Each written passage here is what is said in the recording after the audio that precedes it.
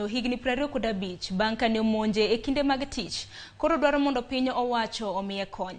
Alex Charo mawuok e kaunti ma Kilifi koni tesend Obila mane oriko tiye e higa mar 1997 ne omonji kendo en achiel kuom Obila mane odong' kod mbala madongo ka bende nyaka ne owe tich nikech tuoche maka kod kacha ngima tek kod mokalo.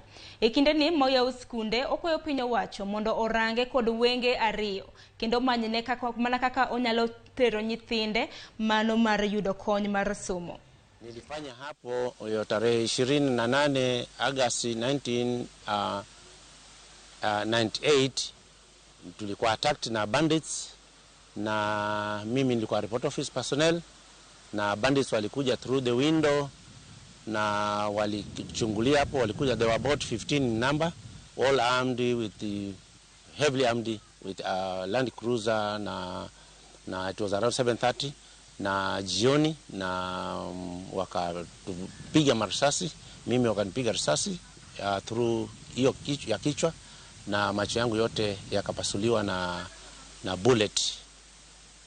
Nilianguka chini, na wakati huo ndo nilipata upofu, nikapoteza sight. Mpaka wa leo mimi sioni. Hakika hali ya uchumi ni ngumu mno, na shida, nateseka, na ile pension niliyopata wakati ule ni kidogo mno, pesa kidogo, hata haifai kabisa, na maisha yamekuwa magumu zaidi na zaidi kwa sababu ile pension napata hakika iko chini.